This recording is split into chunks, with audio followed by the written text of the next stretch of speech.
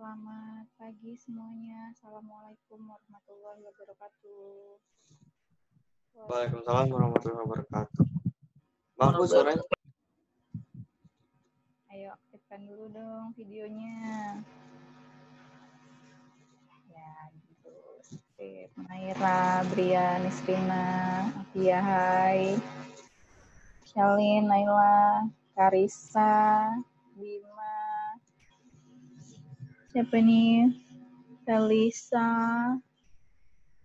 Tegar bajunya kenapa belum ganti tuh Tegar?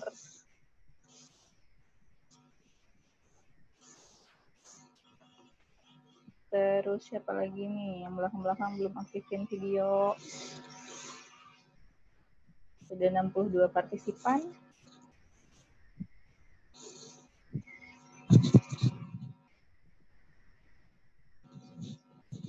Oke. Bisa olahraga ya ini tadi ya? Ya, yang belum ganti baju, waduh. Yang belakang-belakang belum aktif nih. Hana, Anastasia, Iqbal, yuk aktifin dulu videonya. Lutfi, Nita, Arinisa, Bintar. Bintar kok ada dua ya ini ya? Bintar pakai dua ini.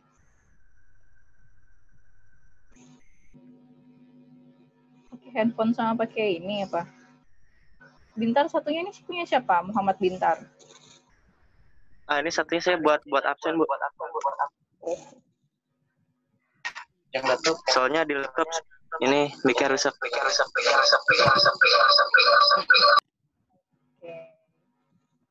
Sekarang siapa yang lagi yang belum aktif? Anindya. Oke. Farhan.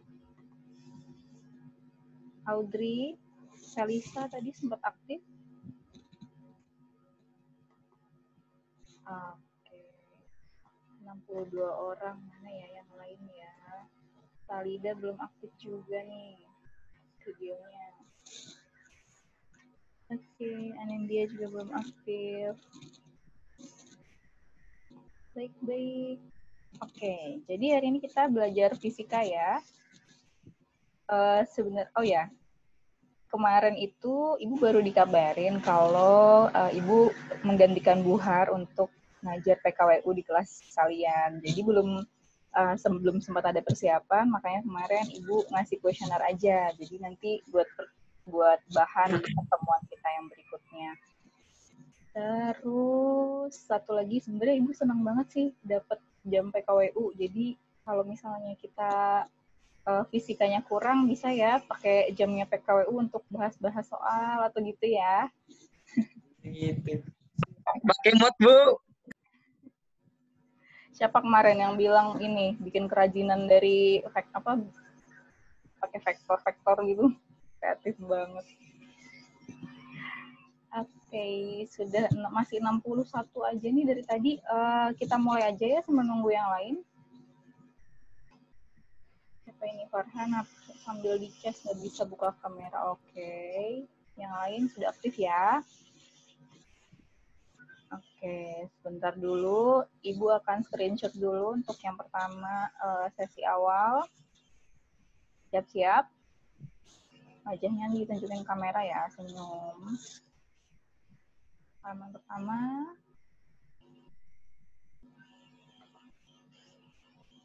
Halaman kedua. Halaman ketiga. Narul belum aktif nih, videonya Nabila.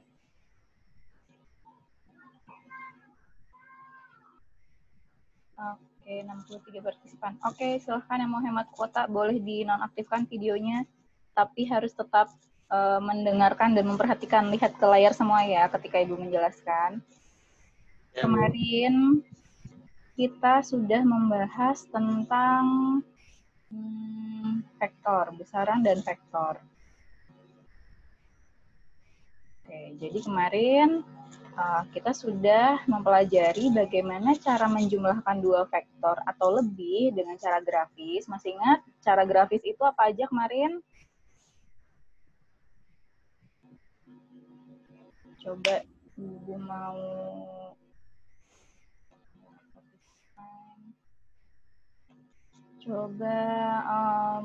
Brian. Brian, cara grafis kemarin ada 3. Apa aja yang udah kita pelajari kemarin? Brian. Di-unmute dulu.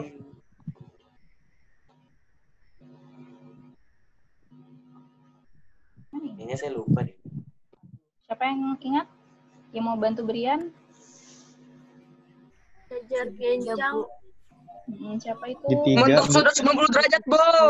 Ini Serina. Pentagon. Poligon. Ini Serina. Metode poligon, Bu.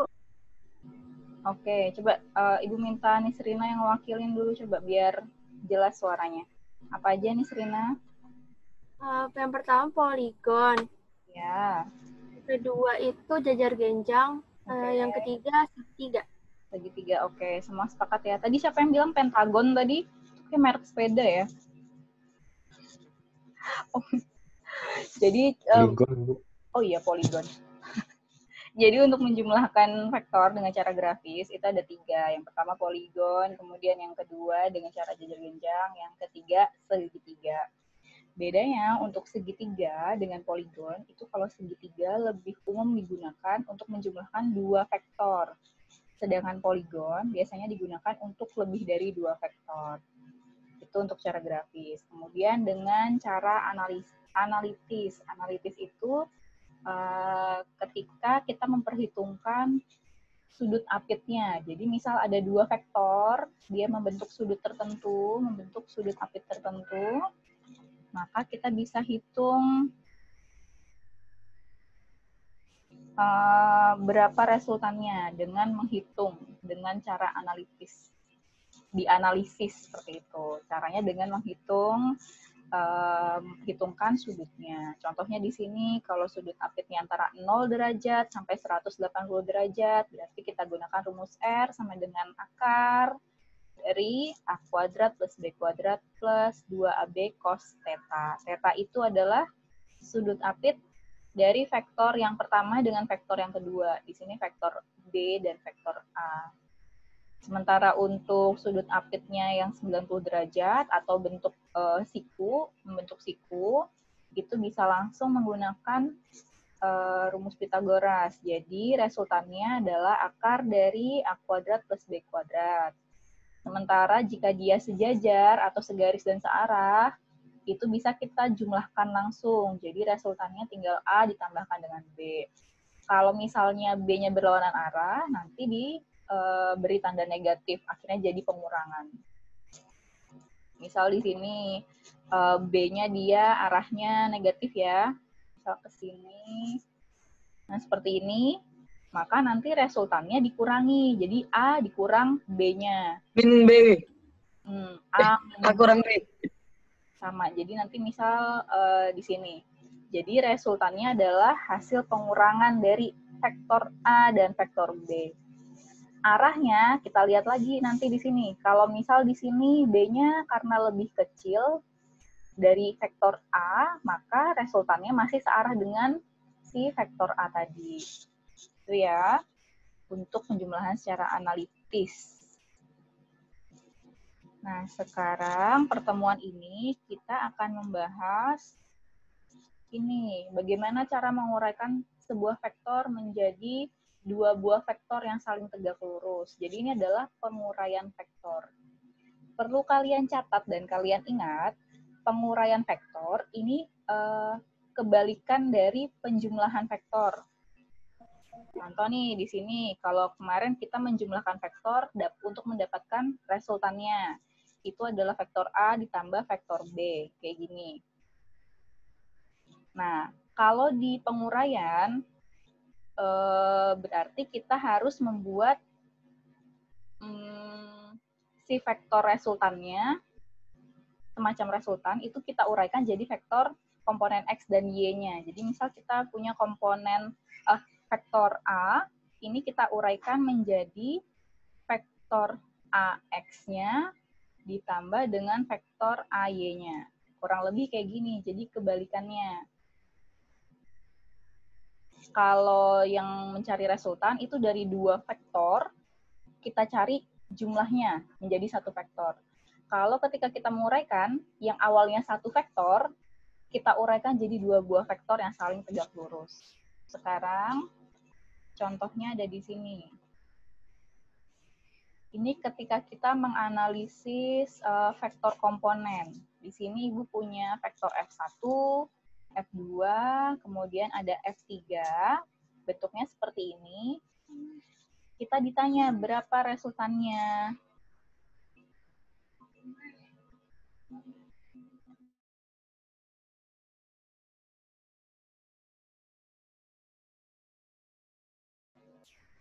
Oke, jadi kalau misal ada 3 buah vektor seperti ini, atau 2 pun nggak apa-apa, 1 atau 2 nggak masalah.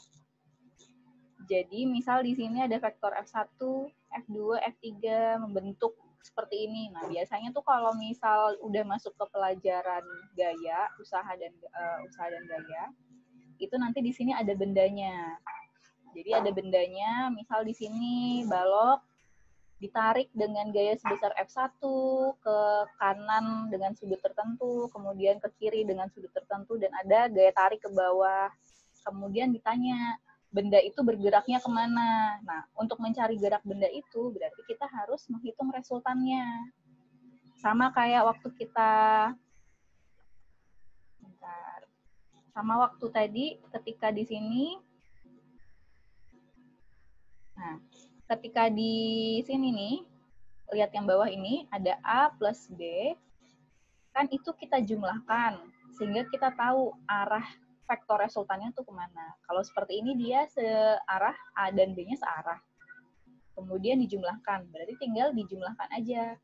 Besarnya adalah R, arahnya searah dengan A dan B-nya, karena mereka searah.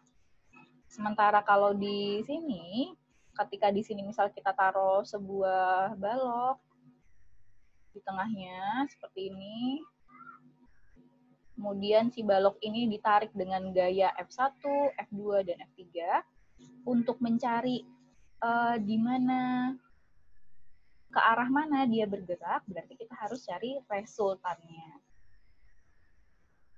Nah, di sini, misalnya seperti ini. Nah, kita bikin dulu ya garis sumbu X dan sumbu Y-nya.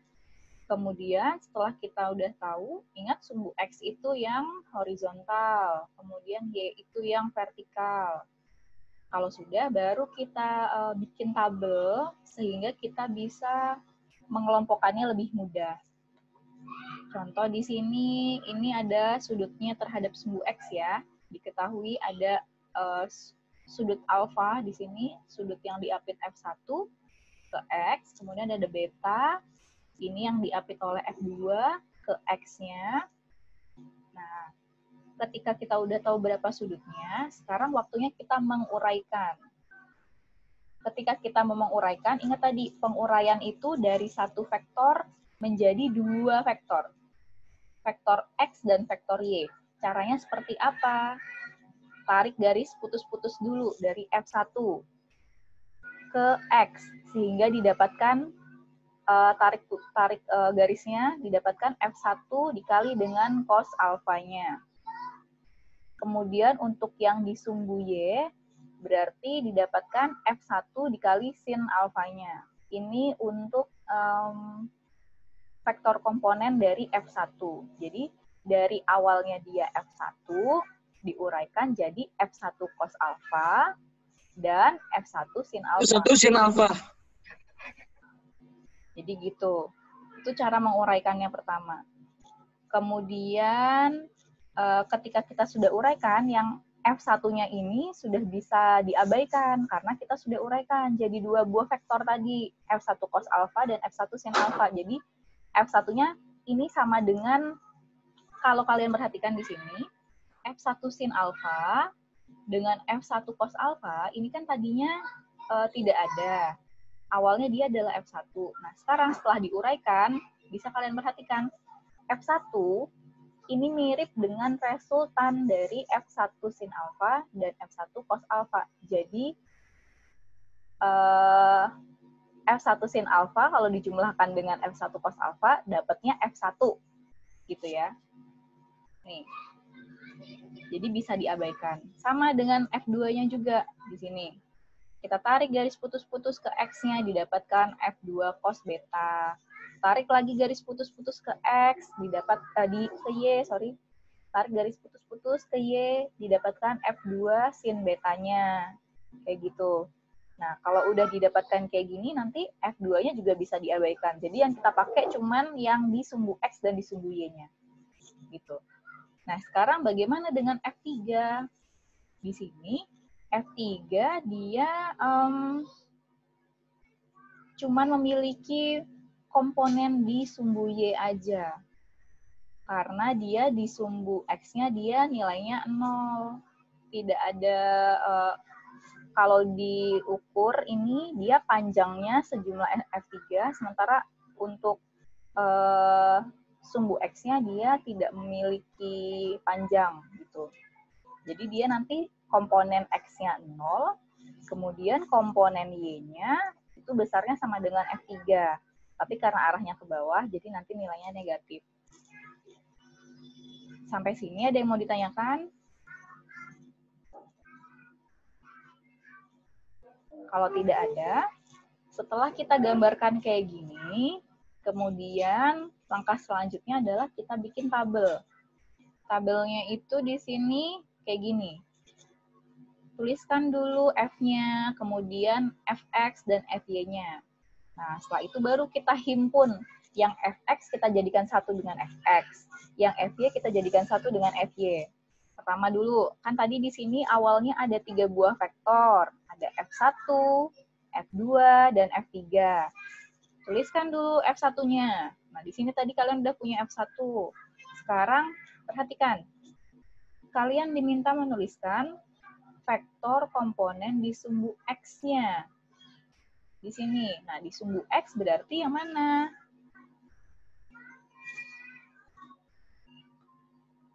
Yang ini kan? Nah, ini kita pindahkan ke dalam tabel. Sebentar ya, Ibu ada telepon.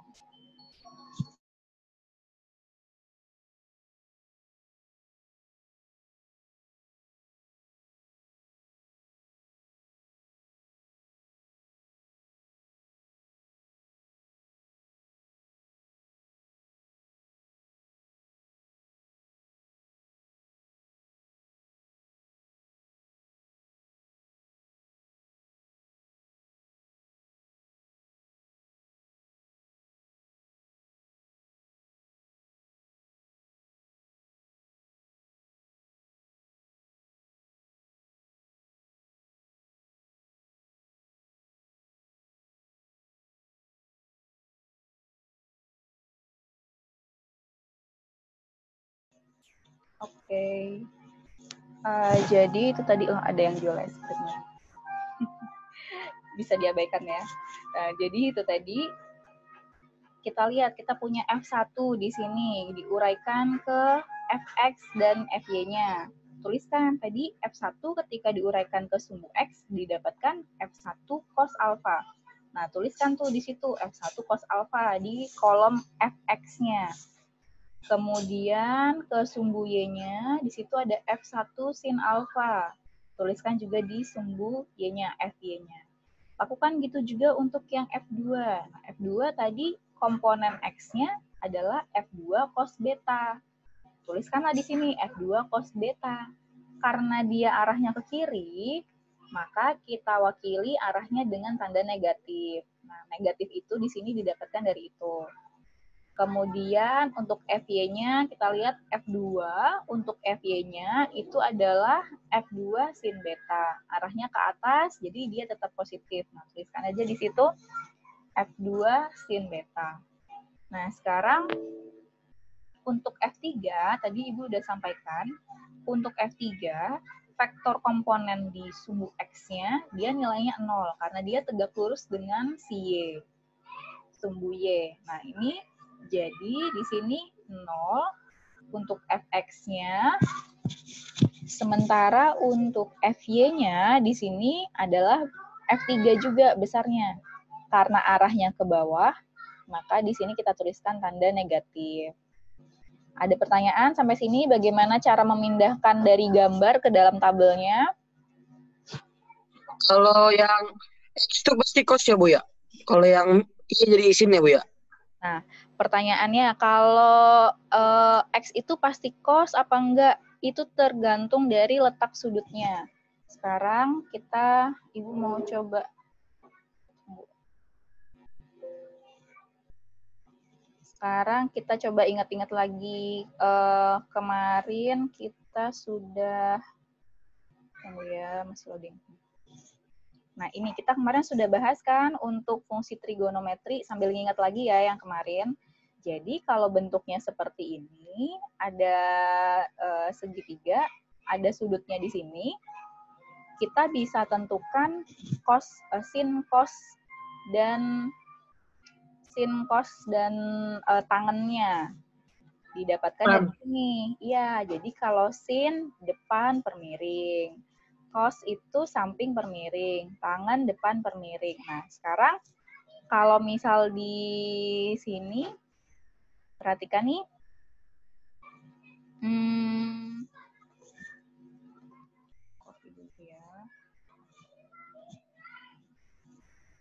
Sekarang kalau misal di sini Ibu punya, kita perhatikan ini. Tadi kan ini kalau cos alfa, itu adalah samping per miringnya. Berarti samping itu kan ini F1 cos alfa. F1 cos alfa per miringnya adalah F1. Gini. Jadi, ini kelihatan nggak equation ininya, barnya? Equation editornya kelihatan nggak? Enggak ya? Jadi contoh nih, tadi Ibu punya cos alfa sama dengan fx-nya dibagi dengan f1.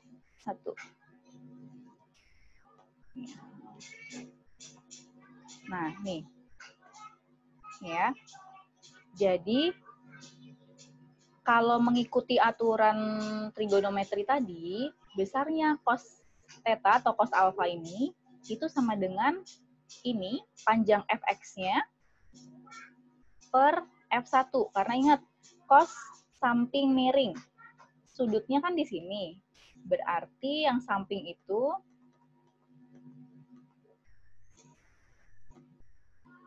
nih. Ini kan sudutnya nih. Berarti sampingnya sudut yang mana? Yang ini. Nih, vektor ini nih. Ini ya. Ini adalah fx-nya. Kemudian bagian miringnya yang mana? Yang ini. F1 ini. Sehingga cos alfa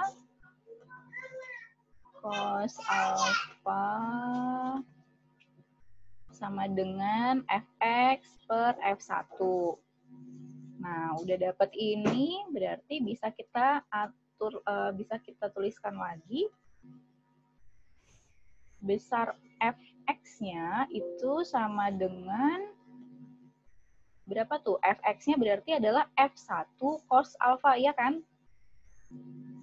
F1 kali cos alfa.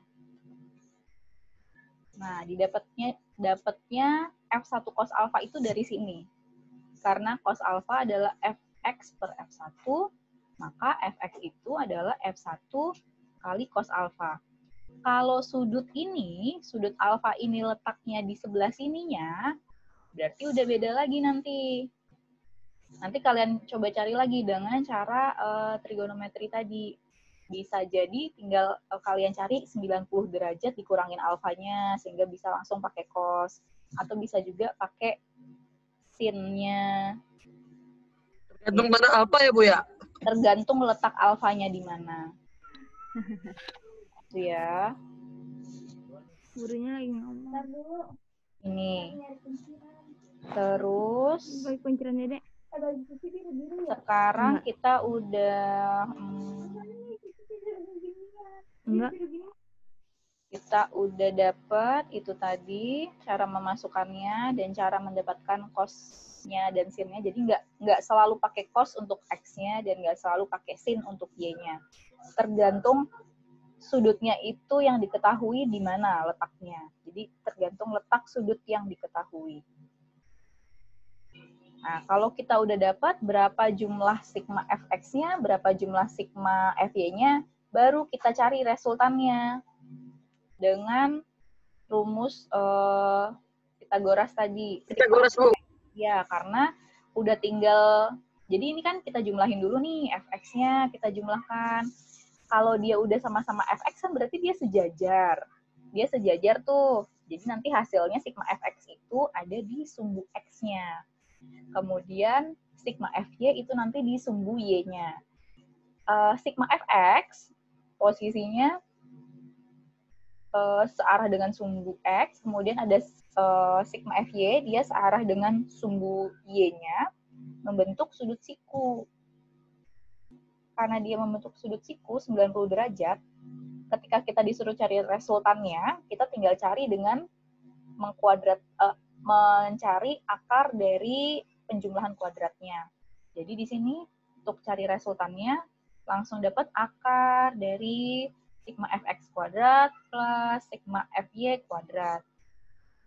Gitu. Jadi ketika kita dapat gambar ini, dikasih vektor bentuknya seperti ini, maka yang harus kita lakukan adalah uraikan dulu pertama ke x dan y-nya dari gambar.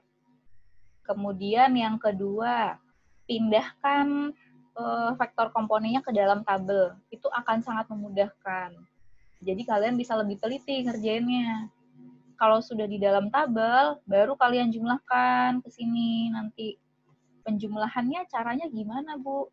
Ya langsung ditambah atau dikurangin aja. Ini nanti kan kalau kita sudah tahu berapa angka F1-nya, bisa langsung dimasukkan angka, misal F1-nya 10, masukkan 10, kemudian alfanya misalnya 30 derajat, berarti 10 dikali cos 30. Nanti ada angkanya, ada hasilnya. Nanti tinggal dijumlahkan di akhir. Itu untuk resultannya. Nah, sekarang untuk mencari arahnya, itu bisa kita gunakan tangen theta sama dengan sigma fy per sigma fx. Ini balik lagi dengan... Theta ya, Bu, ya? Iya. Ini untuk mencari tetanya atau sudutnya. Nah, ini menggunakan prinsip trigonometri lagi. Ingat, tangen itu tangen depan per samping. Jadi, kalau bentuknya seperti ini, depan per samping. Jadi, alfa itu bisa dicari dengan mencari besar tangen theta atau tangen alfa sama dengan sigma fy-nya per sigma fx-nya. Gitu untuk mencari arahnya. Oke. Nah, sekarang ini contoh soalnya nih, yang dia sama persis sama yang tadi, tapi di sini sudah ada angka-angkanya. Contohnya di sini ada F1-nya besarnya 4 Newton. Dia mengapit ke sumbu X dengan sudut 37 derajat. Kemudian ada F2, itu dia mengapit sumbu X dengan sudut 53 derajat. Dan ada F3-nya besarnya 10 Newton. Kemudian di situ kita disuruh menghitung resultannya dan menentukan arah vektor resultannya. Berarti tadi untuk... Arahnya tuh yang tan itu ya, Bu, ya? Gimana? Arahnya tuh yang tan theta itu ya, Bu, ya? Yang sigma fy per sigma fx. Iya, berarti kalau arahnya itu menggunakan tangen tetanya. Kalau resultan menggunakan apa? Pitagoras, Bu.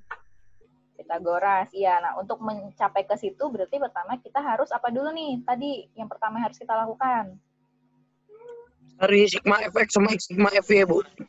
Caranya dapat sigma fx dan sigma fy-nya gimana? dihitung pakai F1 cos alpha ya. Tambah. Diuraikan istilahnya. Diuraikan dulu. Jadi vektor 1, F1, F2, dan F3 ini masing-masing diuraikan dulu. Kemudian nih, udah kita uraikan ya sekarang.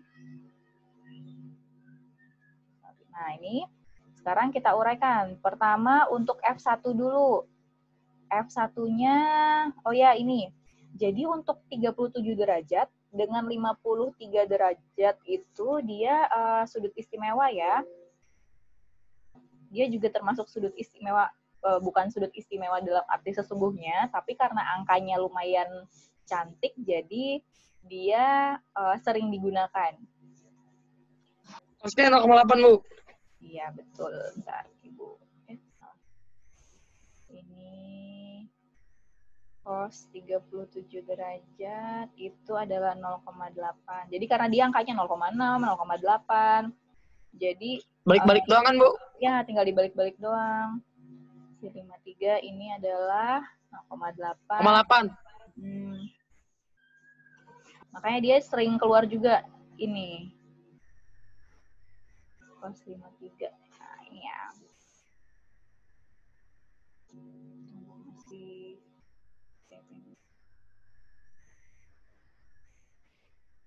nah, gini. Jadi di situ kita punya 37 derajat dan 53 derajat. Sekarang kita uraikan dulu untuk F1 dulu ya.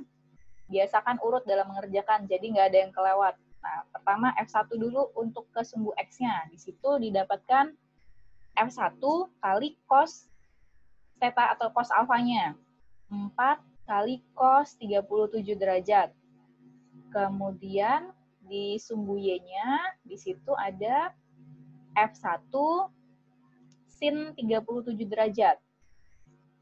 Kalau udah F1, kita uraikan lagi F2-nya ke sumbu X lagi. F2 ke sumbu X berarti 6 dikali cos 53 derajat. Sementara untuk ke sumbu Y-nya berarti F2 kali sin 53 derajat. Berarti F2-nya adalah 6 kali sin 53 derajat. 53 derajat, Bu. Ya. Sampai sini ada yang ditanyakan? Nggak bertanya ini karena paham atau karena gamang ya? Bu, itu 37 sama 53 bisa kebalik-balik itu karena 37 sama 53 sama dengan 90 atau kenapa, Bu? Kalau dapatnya dari mana, itu sebenarnya dia itu untuk cara mendapatkannya sih sebenarnya nanti di matematika kalian belajar. Nah, tapi ini kalau bukan karena dia dijumlahkan hasilnya 90 derajat, enggak ya, jadi jangan dianggap seperti itu. Kayak 36 derajat dengan 54 derajat juga dia bukan sudut istimewa. Jadi kayak angka yang spesial aja. Jadi bukan karena dia dijumlahkan 90 derajat. Dan cuman sudut ini aja sih, 37 sama 53 itu yang di luar sudut istimewa, tapi dia sering dipakai karena angkanya angka cantik. Kayak gitu. Ada lagi pertanyaan? Kalau nggak ada, Ibu lanjutkan. Tadi kita udah dapat penguraian dari F1, F2, dan F3-nya. F3 ingat ya, tadi karena dia cuma ada di sumbu Y, jadi F3X-nya nilainya 0, nanti F3Y-nya nilainya adalah 10 Newton dengan tanda negatif. Nah, kalau udah kita ubah, kita pindahin ke tabelnya di sini. F1 sigma F1 Fx-nya di sini adalah 4 kali cos 37, berarti 4 dikali cos 37-nya 0,8, hasilnya 3,2. Kemudian seterusnya, sehingga nanti didapatkan hasilnya sigma Fx-nya adalah 0,4. Waktu kita kurang dari 1 menit lagi nih. Wah, gimana ini? Mau lanjut lagi apa enggak nih? Lanjut aja, Bu, sampai ini cuma selesai. Lanjut, Bu. Nah, ini. Bikin Zoom baru aja. Oke, habis ini bikin baru ya, nambah 10 menit ya, kayak kemarin. Nah, Iya, Bu. nanti hasilnya